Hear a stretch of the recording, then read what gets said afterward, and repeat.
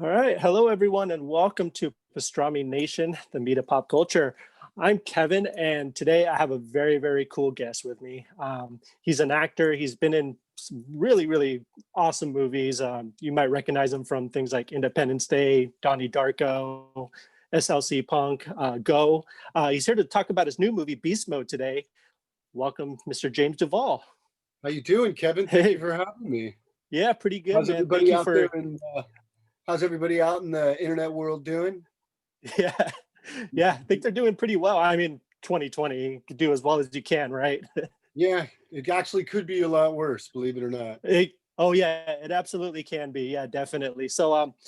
Yeah. So I mean, speaking of everything, how you been? How's everything been going for you? How's your year been going? I've been, fortunately I've been all right. I've been able to stay productive creatively, whether I'm playing music or writing or, once things started to pick up a little bit, I've been working a little bit here and there. Cool. Although I got to say it's been a bit precarious because the last job I had, I wrapped out, and a week later, and everyone was negative the day I was on set. But a week later, I got a Oh, call and someone on set tested positive. oh no. Then you got to quarantine, and then you're worried, and then do the test. And then I just did my last test yesterday, and it came up negative, and nobody else ended up getting sick from the set. So Very cool. yeah, it Well, turns out that that's he good, must have just gotten it right after they wrapped. But I got to right? say that for a couple of weeks that I was a little nervous. Oh yeah, absolutely. It's a scary time to be anywhere right now, It and really is. um, I don't want to go through that again. right. Yeah. No. Absolutely. Definitely. So yeah. I was.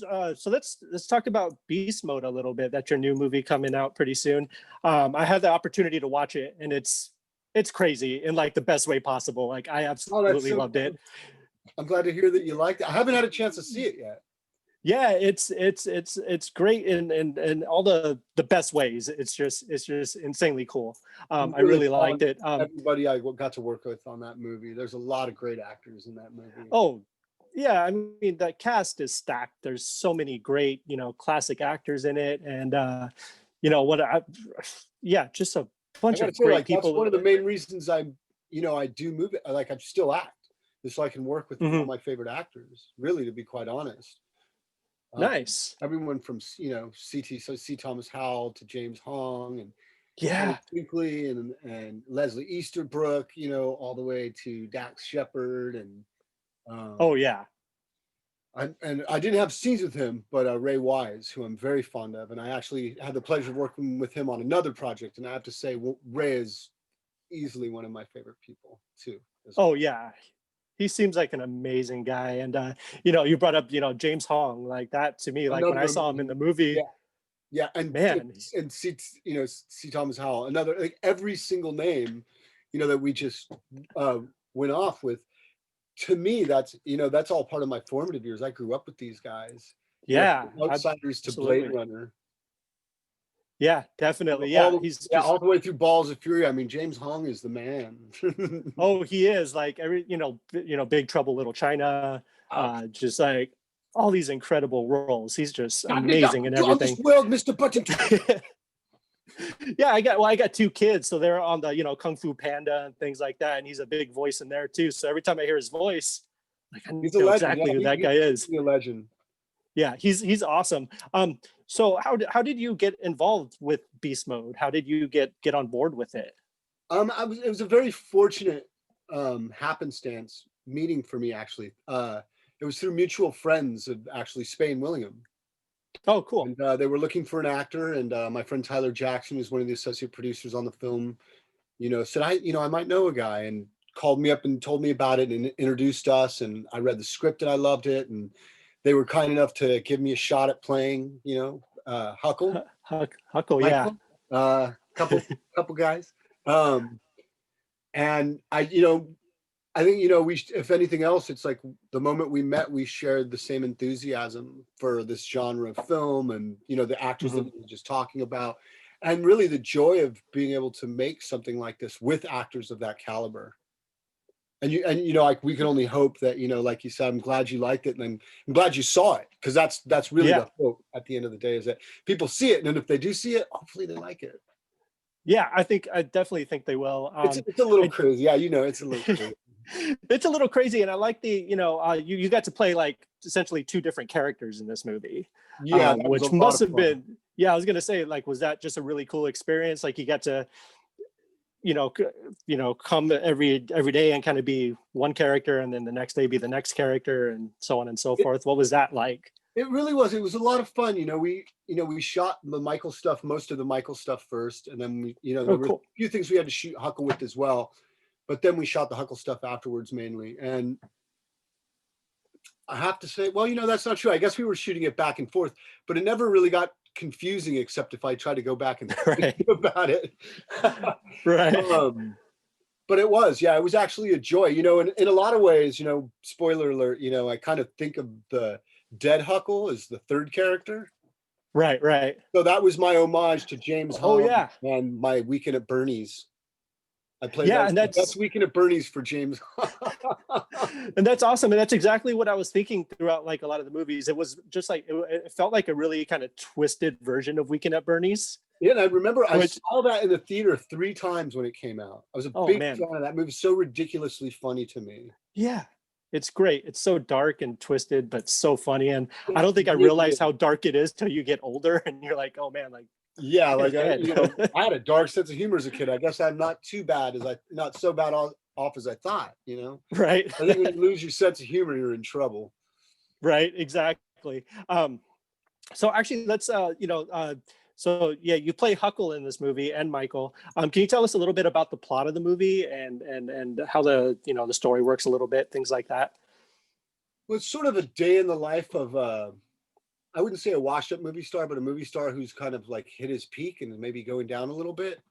And he's about to book this movie that will save him and his representation career, basically, and Hmm. financial standing.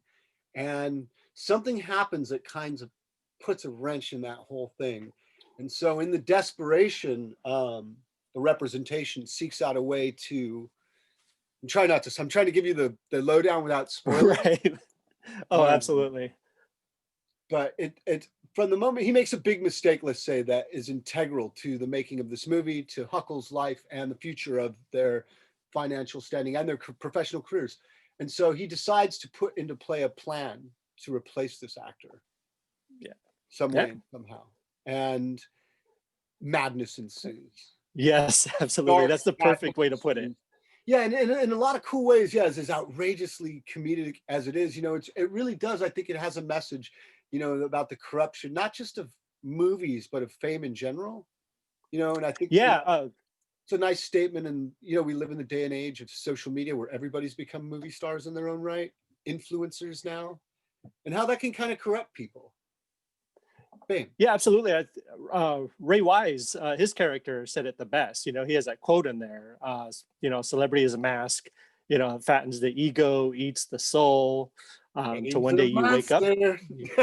yeah, yeah, and you can't take it off. And that really does happen. I could imagine. I don't know. Obviously, I'm not in the Hollywood world, so I can't speak to that. But I see it in just my everyday life. I mean, yeah, I think it's it becomes, or it seems, more predominant probably in the entertainment world when you're dealing with music and film, and people are Right. thrust into a lot of money, into the limelight. Nothing they can do is wrong per se. So that's why you sort of always see and heard these stories through the day and ages of this person who, like, this actor or musician is completely unreasonable. They're trashing their hotel room, they're spitting on people, they're lighting things Hmm. on fire, and they're getting away with it because they Right. can. And really, that's kind of the idea. It's like that kind of corruption of the soul where you sort of lose, I think, the ability to have sympathy for other people, empathy Hmm. for other people. And it really just, we become so self-consumed by that. And and again, we're living in a crazy day and age, not just of COVID, but of social media and whatnot. And so Right. I think it kind of does make a kind of like a really funny but serious statement about fame and how it can corrupt the soul, turn any of us into beasts. We're all sort of guilty or can be, I think, prone to that kind of corruption. Hmm. Absolutely. It reminds me of Definitely. this old parable, I heard years ago that was just brilliant, and this little boy's having a hard time, and tells his grandfather his kids are picking on me and it makes me so angry. And the grandfather's like, look, you're going to be okay. You don't have to worry about these kids picking on you because that has nothing to do with you. But all you have to worry about is yourself. So you have two wolves fighting inside you, just like the kids picking on you. And he has two wolves fighting inside of him. And I have two wolves fighting inside of me. And these wolves are always at odds. There's an evil wolf and there's a good wolf. You know, and that evil wolf apparently is overtaking the other guy, which is why he's treating you so badly. But really, you have a good one and a bad one. And one represents darkness, and greed, and envy, and jealousy, and rage, anger. And the other one is sympathy, and peace, and tranquility, and balance, and happiness, and joy. And these two wolves are always in a constant battle with each other. And the little kid's like, well, I don't understand, grandfather. Well, who wins? Which one is stronger? And the grandfather looks to his grandson and he says, only the one that you feed. I like that. I love that. And that actually perfectly encompasses what this movie is. That's exactly what I was going to say. That's exactly what reminds me of this film. You know, I'd heard it years ago, you know, and I'm probably bastardizing this parable quite a bit, but that's the general idea of it. You know, and it's that this is something that exists within every single one of us. And we all have this battle happening within us. And it's this, which side are we going to let win? Which side do we listen to? And it kind of, you know, maybe in a more proper fashion, I think, to describe this movie in a simple way is like this joke where my friend used to tell me, I have an angel on one shoulder and a devil on the other. I'm also deaf in one ear. Right. Which one it is. I love that. That's great. Yeah, and that's sort of the mask, and that's that corruption. So again, that, you know, that reminded me of that. And it really was a lot of fun to sort of dive into this, because all the things that came up when I got the story and started bringing it down and speaking with them about why they had written it and what it was really about, beyond also making an outrageously funny movie, or trying to make an outrageously funny movie. You know, it is an outrageously funny movie. Yeah, we were out, you know, I think, they let me kind of push it a little bit, you know, they just let me go for it. Yeah, you know? that's great. And it really comes through in the movie. Yeah, you know, and it's fun to be able to work with people that go, you know what, try this. And you're like, yeah, you know, I'll try that. It's just like another thing I always told people is like, I want to work with the director, which is so wonderful working with Chris in Spain. I want to work with a director that I trust, that I have faith in. Right. You know, reminds me of when I was a little kid and my mom would say like, why do you hang out with these kids, huh? If he told you to jump off a bridge, would you? Yeah. And what's your common response is like, yeah, of course I would. And then you're like, what am I saying? And then what I'm saying is, as I got older, that's the type of filmmaker I want to work with. Someone that goes, Jimmy, would you jump off that bridge for me? And I can look at him and go, yep. Because I know if he asked me to jump off that bridge, it's safe. It's okay for me to go that far. I'm going to be okay. In other words, he's not going to let me die. He's not going to let me choke. He's not going to let me, if it's a bad take or it's a bad, you know, ad lib or improv or whatever, or scene in general, just like, you just don't use it. You cut it out, you know? But it reminds me of this another old saying, you know, I learned it from John Cassavetes, but I'm sure it's older, and it's just dare to fail. Because that's the only way you're going to succeed. Dare to fail. And Michael, you know, from Beast Mode, is very much that. He dares to fail. Here's someone who's so out of his depth in every level, but that's all right. He's going to go for it. He's going to dare to fail, because that's the only way you can succeed in life. We're all afraid of failing, and we never try, then we'll never succeed. That is very true. And I tell myself that every day too. So there you go. Yeah, I try to remind myself of that. It's almost like I sound good in this interview maybe for just that moment. And then I'm like, how can I do that in real life? No, I absolutely hear you. I think we all share the same kind of anxieties about success and failures and things like that. We just advice to other people. Why don't you take your own good advice once in a while there, Superman? Oh, exactly. I'm the same way. I'll motivate people to do everything and to go out there, achieve their dreams. But like with me, I'm just like, I don't know. We'll see. Yeah. But you know, that's the way it works. You know, so you've taken a whole bunch of different roles throughout your career. You know, you've been acting since early 90s, right? Early 90s, yes. Early 90s. Yeah, what do you look like, or what do you look for in a role before, for you to take it? What's the kind of the thing that you're looking for when you're reading a script to see if you know, want to be in it or not? That's a good question. I mean, because to be completely honest, it's nice, if you have, I think if you're at a level where you can pick and choose, and I've certainly been able to pick and choose at times here and Hmm. there, and I've been particular at times, but I think, to be honest, what I've learned after 30 years by playing all these different roles is I wouldn't have played half these things had I been given the choice. In other words, it's like, Okay. do I want to work, or I just want to sit around and wait for that one role? And it was something that was told to me years ago, actually. And he was talking about movie making. It was Roland Emmerich, and he was talking to Dean Devlin Oh, about movie making. yes. And I applied this to filmmaking. Uh, um, and he said, Dean, we're not acting and pretending like we're geniuses and that we're the know-all filmmakers out there. We're just going out and making the movies that we love, enjoying ourselves, and doing the best that we can. And sometimes we're going to fail. Independence Day people really loved, and Godzilla they didn't. Yes. And Right. that's okay, because we did the best we could. So we just keep going. We just keep making the best you can. And then maybe one day, if you keep doing it and you're still there and you work hard enough, you become a craftsman. And then that hit me. That took a lot of That's pressure true. off all of a sudden about having to be a top actor, and that really, which was important to me in the beginning, really kind of swept that aside, and really from that moment on became about the craft, about becoming a craftsman, and how do I become a better actor? How do I learn to act, basically? Hmm. Yeah. I still figure, myself pretty much a student, in every way, not just of acting, but of life. And Right.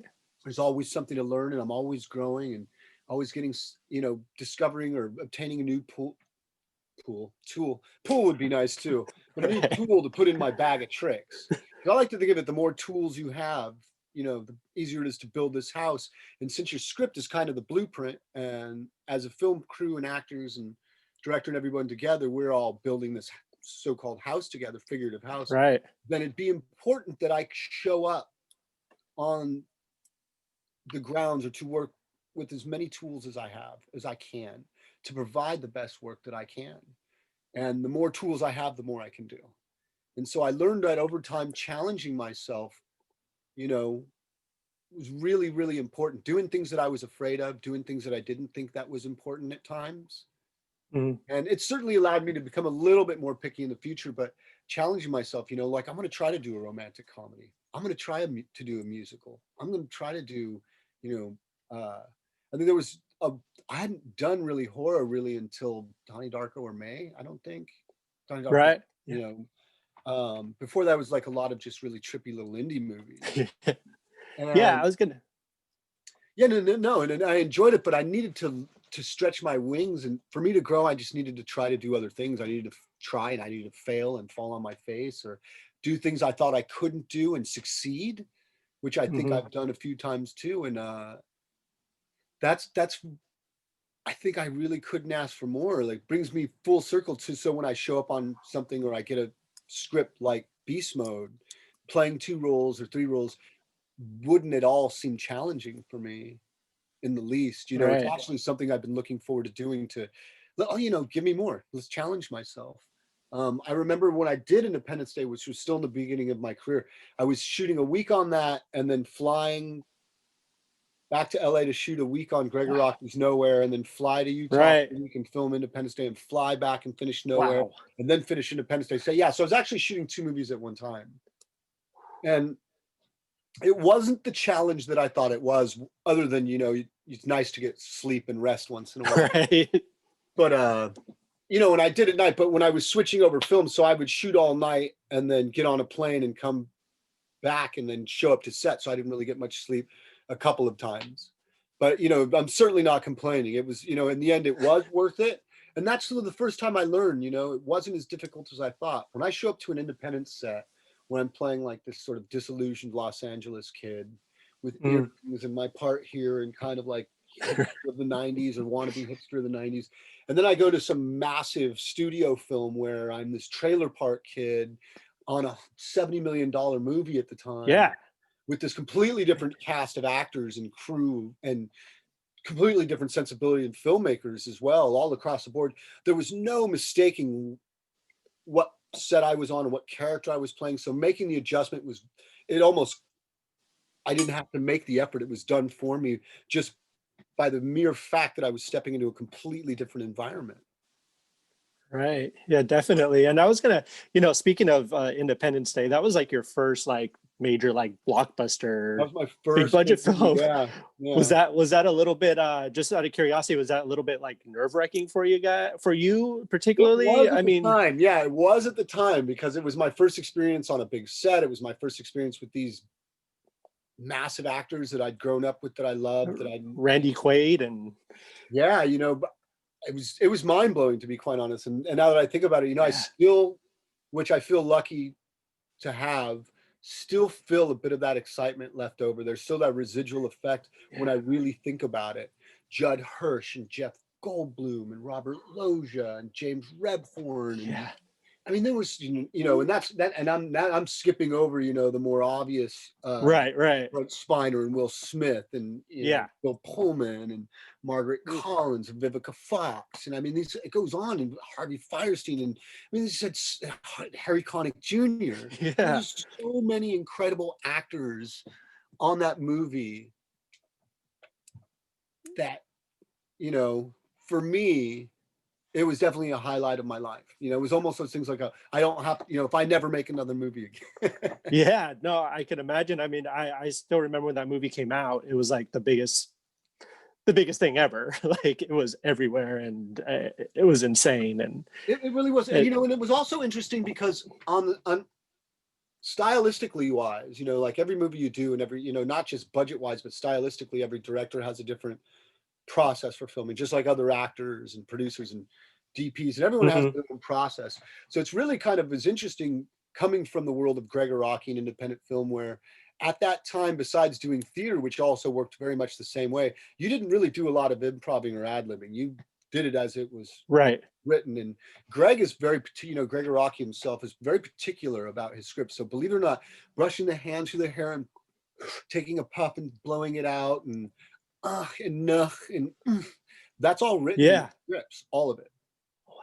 Yeah, so he had all that stage direction. So which was amazing and great, especially, coming on to, screenplays for the first time. Yeah. And moving from that to do something like Independence Day, none of that stuff's written in there. So it's free for you to write that in yourself. And so they were also very much like, oh, you don't have to say it the way it's written. Just say it however you want. Say whatever you want. Make it up. Yeah. And you're like, don't really know, like what? Like, wow. It's like Greg would be like, Jimmy, it's not written that way. Right. So it was also a very important experience for me, I think, in the sense of like, because I really wanted, and then still as now, the craft is extremely important to me, and to learn how to act and become a better actor. And I've certainly given some performances where I'm like, maybe I should quit. No, I should dare to fail, learn what I learned, rise up and keep going. And I'm not ashamed of any of it, because I feel more confident now than I've ever been. And I'm happier than I've ever been as an actor on set, doing what I'm doing. Very cool. Oh, I'm sorry. You wouldn't. No, go ahead. I was just going to say, so going back to stylistically, like what I learned from Greg was to keep on, I learned two important things very early in my career. Stick to the script if the script is written that way, and it's very important. Also, because you hear the great actors say this over and over again, it wasn't me, it's the writing. And sometimes if a script really is great, all we have to do is do and say what's on the page. We don't have to add anything. And it really, the director and that writer do everything else for us. So that's certainly the truth. But there's also certainly something said that you can have a great blueprint and still go off and make your own stuff up. So for example, I'll give you two real quick examples from Independence Day where they just made the lines up. So when he was everything about let's kick the tires and light the fires, they're all around me like white on rice. Like he made all that stuff up. Wow, really? Yeah, same thing with Randy Quaid was like, all right, you alien assholes, and the work of my generation. I'm just like, what the hell did that come from? I'm like looking at the guys reading for him off camera. I'm like, where the hell is that? And also most importantly, I remember, and I'll tell you this specifically, I've said this a few times, this is my this is the last piece for Independence Day. This is my favorite story about acting.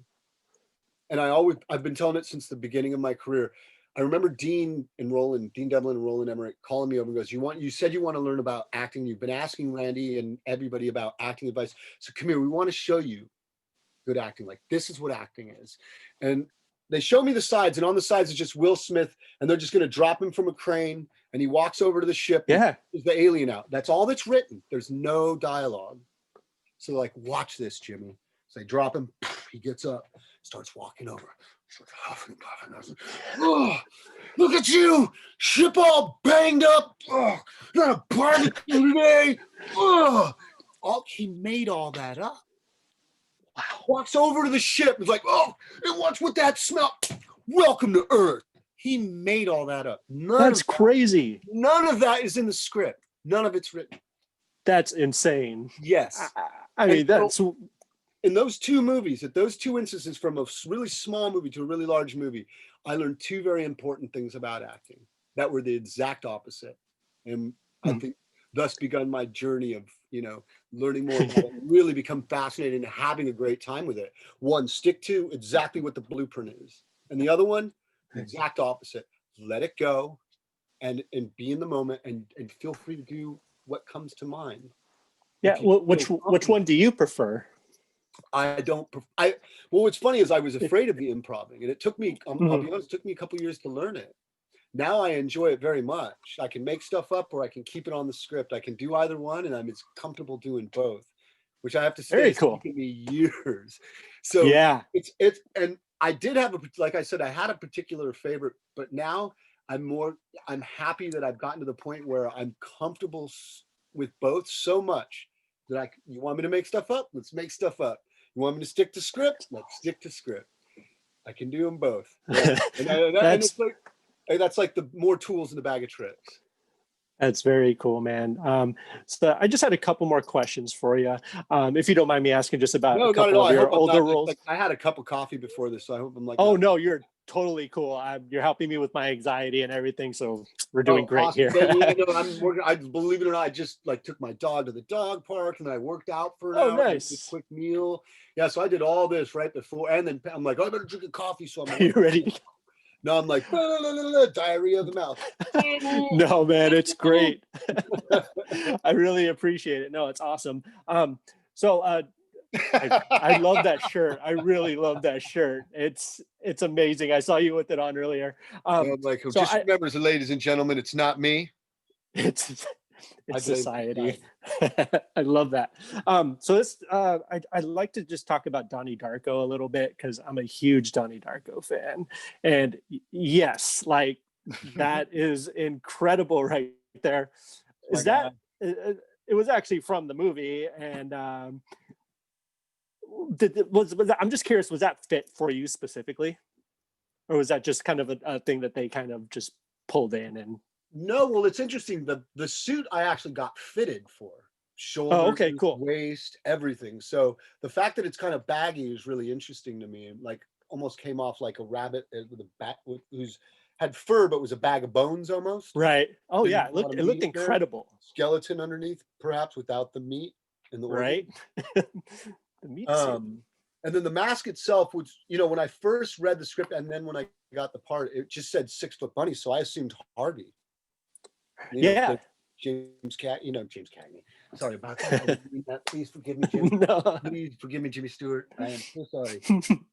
Please forgive me, James Cagney. He's like, why I yada. Hold on, calm down. Stag's still around. It's cool, man. Blame society. Just blame society. I blame society, James. It's not my fault. But yeah, so it was. I had the idea it was just a 6 foot bunny, but like a regular bunny. And while I was getting fitted for the suit, and I guess they did fit like a head thing over, like a hoodie. Mm-hmm. But there was no face plate or mask. All they did was they fit me in the suit, and then they came over and they showed me a sketch and goes, "This is what your mask is going to look like." And that's the first time I saw it, was for the fitting in the bunny suit, and I was like, "Whoa, wow, that's pretty." Can I cuss? That's pretty freaking awesome, man. Because I didn't think he was gonna I thought Bugs Bunny. I didn't think I didn't think it was gonna look like that. That is incredible. That is cool. Yeah. So it looked great. And it was like I'm watching everything unfold for me, because as I got in the suit and then they showed me the mask, I thought, wow, this whole movie just changed for me on another, Yeah. like I had an idea of it, but just expanded even by another dimension. That's it. That the whole movie, like I just out of curiosity, when you first kind of read the script for that, did you get it? Like it's one of those movies that takes a couple times to watch to understand. I'm It wondering took a like few, how it was. it took a few reads, to be honest with you. Yeah. What I Okay. can say is I read the script and I loved it right off the bat. Like I Yeah, it's a read it, I'm great like, script. Yeah. I don't know what the hell this thing is, but this is amazing. This is like a modern day Twilight Zone, but a movie. That's Yeah. what I thought. Yeah. That's the way exactly my initial reaction. Wow, this is like a Twilight Zone. It's just so bizarre and weird. So why? Because my audition scene was just the scene where I run over Gretchen and I get out of the car.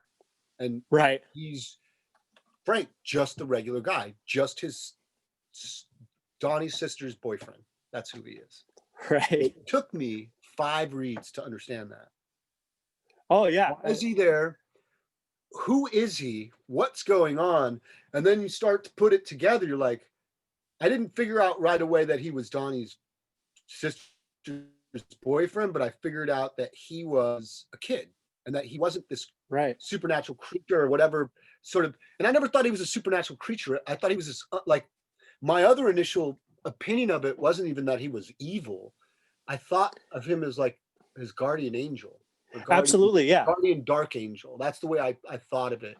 And while we were filming the movie, I remember even right after that, I had a specific song that I was like his theme song.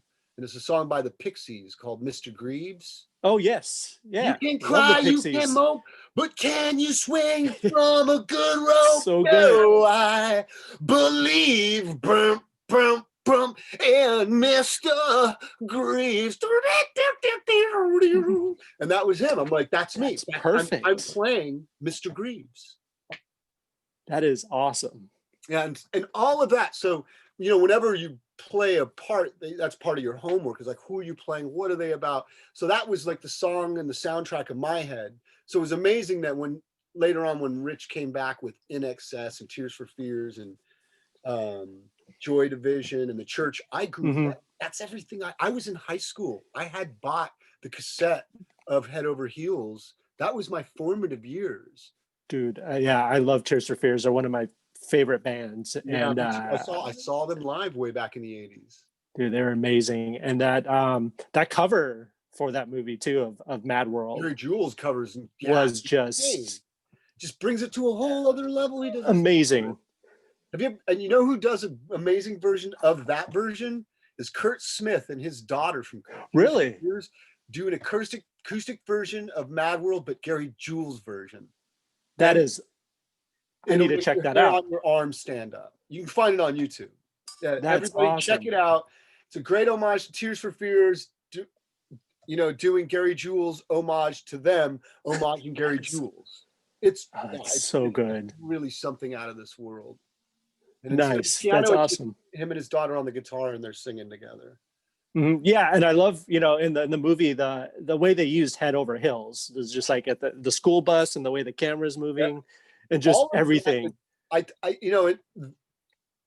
Just talking about it with you, I can't believe I'm in a movie like this. Dude, like it's one of the joys. It really is. Like, one of the joys of making movies is like, once in a while you make something, you're like, okay, I'm not saying I thought that movie was amazing. Not because I'm in it, because it's a small part of that. That movie was awesome. So once in a while I'm like, oh yeah, I was really horrible in that movie. But you know what? I tried. Don't hold it against me. I blame society. Exactly. No, I mean, Donnie Darko is just, it keeps growing too. Like it's just like this unstoppable thing that like people are always discovering.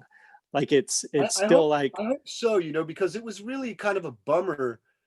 So when I read the script, my initial thought was a Twilight Zone, and we went and we made the movie, and I was really proud of what we had done. And it came together in pieces because we didn't even know what Frank was going to sound like until 6 months after we shot. And we went into the sound stage and we started experimenting with the voice and the cadence and the right. Did you do the voice for him too? Yes. Yeah. Okay, cool. Well, that was one of the great things about the part. I remember when I auditioned, they go, okay, just so you know, we want whoever's playing Frank to also be in the suit too. And I'm like, okay, thank God, that's yeah, and do the voice. And I'm like, because I was gonna actually ask if I can do the suit and the voice, because no offense, I mean that just means I work more days, so I'll make more money, and Right. people Yeah. gotta eat, right? Nothing wrong with that at all. Yeah. And they laughed. They thought that was funny, and I really didn't think I was gonna get the part. Making jokes like that on a movie with the script like that, and you know, and Frank in the script's written is 6 feet tall and blonde, and I'm about 5'9", and I'm not blonde. Right. So I really didn't think that movie was going to go anywhere for me. But I read it. I ended up reading it 5 or 6 times so I can understand what it was. So when I went into audition, it would make sense, at least my performance to me. And then I let it go. And one of the highlights, again, like Independence Day, another highlight's getting a movie like Donnie Darko and getting the call, and like, you got the bunny, and you're, ugh. And then you go in for the fitting, and they go, your mask looks like this, and you're like, ugh. Sorry, your mask looks like that. Right. And you're like, ugh. You know, and then you do the voice, and then you watch it 6 months after that, so a year after you film, and it comes out the way it comes out at Sundance, and we're like, ugh. And then it comes out in the theater, and 50 people see it, and it goes and disappears, and no one thinks anything of it, and you're really proud of it, and it didn't stop you from being proud of it, but you're like, I guess it's just one of those movies that, you know, unfortunately didn't get out. Such too bad, you know. I'm really proud of that. It was about 2 years later, I was walking through a Staples, and the security guard just goes, Frank, and I turn around, and he goes, yeah, I just saw Donnie Darko, man. And I'm like, wow, you and like 50 other people, man. I'm like, God, I'm like really proud of that movie. Thank you for checking it out. And he's like, no, it's out on DVD, and it's really good. And yeah. Then it just started word of mouth. It started to pick up, and you know, again, so like as an antithesis to a big movie like Independence Day, where everyone goes and sees it in the theater, it was quite encouraging, I got to say, not only as an actor, but just as a film fan, that we have movies that still pass around through word of mouth, and that are great movies. And we're not, you know, and that's probably also the other, you know, I don't want to be totally on, you know, I was kind of down on social media before, but the ability for us to communicate and share things the way we can now is also gives us the ability to discover more movies like that. Not just Donnie Darko, but, you know, there's tons of movies that we wouldn't be discovering if we weren't passing it around to each other. So it's nice to be a little bit a part of film history, something like that. Yeah, absolutely, man. I'm a huge fan, and like I said, any person who hasn't seen it yet, I'm like, you have to see this movie. I think I have like a little Donnie Darko. Yeah. Oh, that's cool.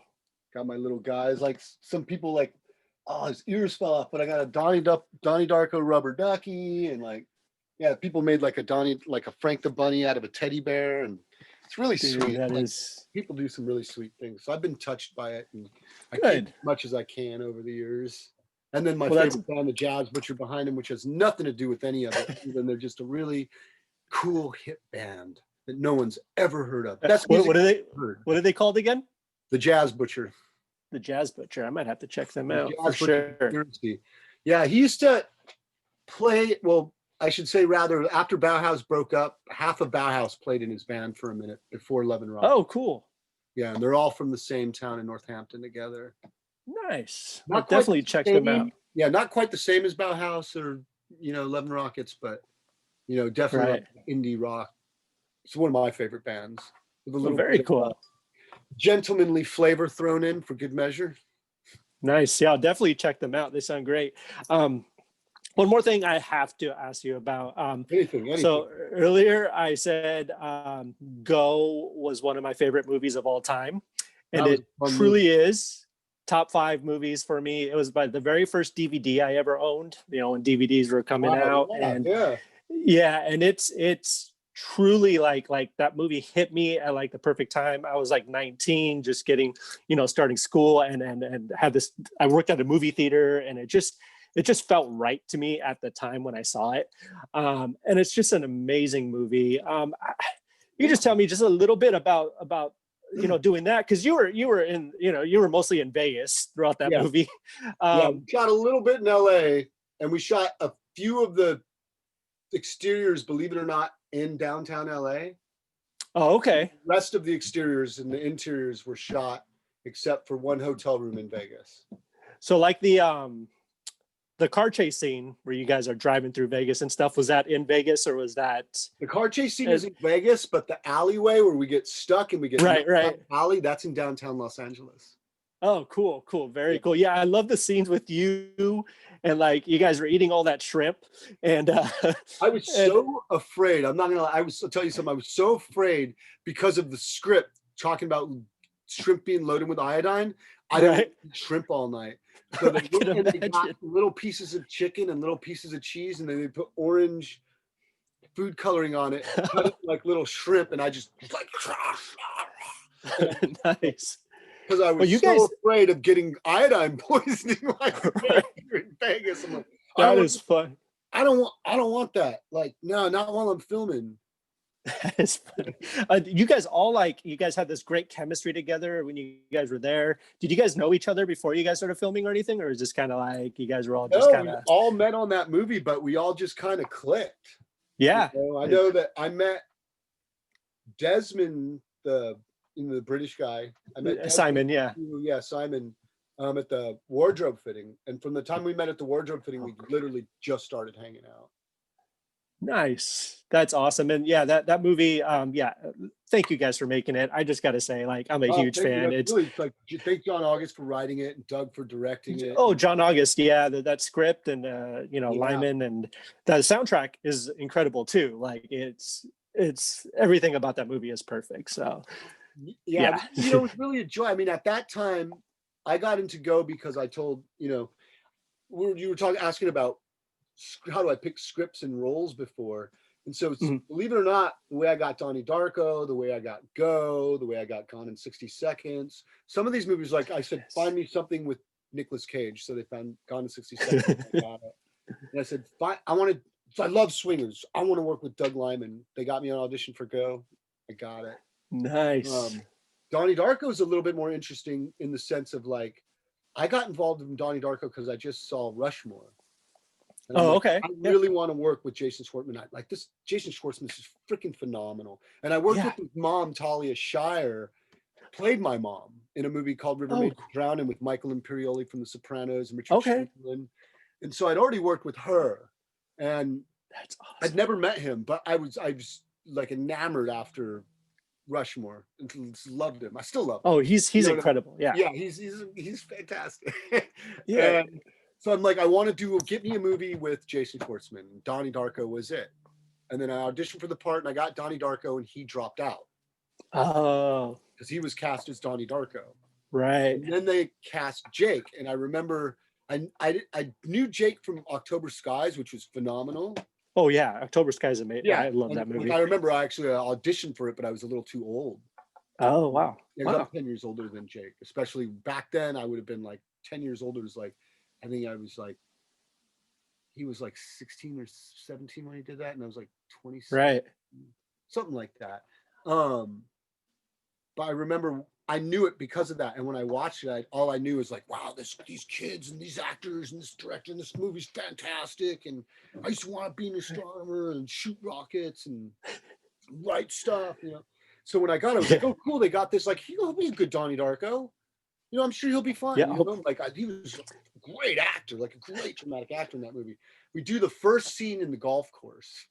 That was the first scene where I call him out of bed and he's looking at me, and I remember just shooting it with him, and I have to scream it through the mask. So it's not the way you've seen it in the movie, like world will end. It's like the world will end in 28 days. It's muffled, you know what I mean? And he's playing it and just giving that, And I remember taking the mask off after the first day. I was like, wow, man, you just creep me out. Like, you are Donnie Darko. Like, I didn't say I got involved with this for someone else, you know what I mean? But I felt I couldn't have felt in more, not just competent hands, but I felt that after I shot the first scene with him that we had, and I already thought it was special, but then I thought it was something out of this world. And I said it at the time, and I meant it, but I really not as I think as meaningful as I'm saying it now, that he is and always will be Donnie Darko. There'll never be another Donnie Darko. Never. Now I'm trying to picture Jason Schwartzman as Donnie Darko. It would have been a much different film. It's Oh, just I really can good for imagine. me, Yeah, that's all. Um, you know, it's interesting how things turn out just the way they should. And I've never absolutely. met, I've still to this day never met Jason or worked with him, but I hope that someday I get a chance to work with him. Oh And, yeah, I'm sure and you will. he did have Alex Greenwald from Phantom Planet, who's the bully in Donnie Darko still. Oh yeah, yeah. Yeah. Phantom Planet is. And who's awesome, by the way. Yeah, Like, he's such a sweetheart. Plays a bully and he's oh, such a nice guy. really. Incredible. Yeah. That's awesome. I'm glad to hear that. So, and of course, Well, Seth too. Seth's a real big sweetheart. who was? Sorry. Seth Rogen is a real big Oh sweetheart. yeah. Those Oh two were the yeah. bullies. I've totally blanked that Seth Rogen was in Didn't your that. dad like stab your mom? Whole. Okay, you just kind of. I remembered, but now I'm like, remembering it. I was like, wow, he's super that's young. insane. Yeah, he's super young. That's We were crazy. all pretty young. I think I was 26 or 27 at the time. No, Wow. then I was 26 and 27. I know Jake was 19 and Seth was probably around the same age, if not a couple years younger. That's blowing my mind right now. For some reason, it just never clicked. I love the movie. I've seen it a million times, and it's just like, well, because you think Seth Rogen is like this huge, he's a huge comedy actor, and like he's done some really good dramatic stuff too. But you don't. It just didn't click. But that's Freaks and Geeks and Donnie Darko, and then yeah. boom, a couple years later, 40-year-old virgin. Wow, that's crazy. That's cool though. So yeah. So what's next for you, James? What do you got coming up after this film? I have quite a few movies actually. Since this movie's finished this, I'm not so good at promoting, but let's see. I did two pilots with Michael Madsen this year. That's cool. One's just wrapped, but the other one is it's all finished, ready to go. So it's called For Nothing. It's kind of like this mafia film and set in the underbelly of Buffalo, New York. Nice. I play an undercover cop. That was kind of fun, straight drama, straight like mob film, like mob series. That's and then, cool. Before that, I had shot sort of the end of the world movie with the writer of SLC Punk, but nice. incoming director. Yeah, it's called Ashes. It's called Ashes. It's people struggling to survive after asteroid impact. There's not many people left in the world. It's pretty bleak. And then before that, which I'm really excited about, I did this movie called I Challenger. I played this 40-something-year-old gamer who sells marijuana to underage kids who can't get it at a dispensary. Wow. And that's how I get by. Really nice guy, but don't let the right the description 19 and 20-year-olds fool you, 18-year-olds fool you. He does have a heart of gold. He's looking for a way to, he doesn't want to do it. He was looking for a way to improve his life. So he finds that maybe luck would be the one thing he could use to change his life. So he somehow gets caught up in a scheme to bury himself for 24 hours in a 24-hour self-supervised burial challenge. And he's going to live stream it. Yeah. And then he'll get all these, it'll go viral and he'll get like all this sponsorship and all this money. It's his luck. And like, he won't have to worry about life anymore because it'll be set because it'll go viral and everyone will love it. He'll be that guy who buried himself for 24 hours for luck. Interesting. Kind of an idiot. Right. Because when you play someone like that who's so committed, that's right. So it was really outrageous. But I have to say that it ended up being a much more poignant film than I thought it was going to be. It's super funny. Again, it's super outrageous. It's also got some pretty horrific elements, I think, to a degree. Let's just say that tune in, folks. Anything can happen. Yeah, I'm definitely going to be on the lookout for that as well. Yeah, we had a great cameo by Margaret Cho, by the way, who came and graced us. Yeah, you guys. I don't want to spoil it. I do want to spoil it. What I'm saying, I want to, but I won't. Right. I'm not going to. We will all be surprised. Yeah, that movie just finished everything. So look for I Challenger coming soon. Cool. And then I'm probably sure I have a couple other projects at the moment I'm not talking about. But no, it's all right. Well, when Beast Mode, yes, Beast Mode. What is it? December 1st, video on demand. on demand and Okay. various streaming platforms. Keep an eye out for it. Very cool. Very cool. Well, I really, really want to say thank you again for joining me today. It's Oh, been thank an you for. honor and a pleasure. Oh, are you kidding me? And It's been an honor and a pleasure for me too, Kevin. I'm flattered oh, that anyone even wants to talk to me. oh Honestly. no, you're incredible, man. And like I said, I am a fan. I probably I Doom Generation and just there's all these great movies. I can sit here all night and just talk Uh, to you about them. But you're- thank you so much. We Thank really you, brother. I appreciate it. appreciate that. I appreciate. You have no idea. I don't think about that stuff. Like during the pandemic, I'm just trying to stay sane, stay happy, not get sick, um, Right. not let what's getting to most people get to them. So, I play a lot of music. I got my couple guitars, but I got my baby right here that I play quite often. Oh, nice. Doing a lot of Smith songs lately. I learned to play like Johnny Marr a little bit. Only took me 20 years.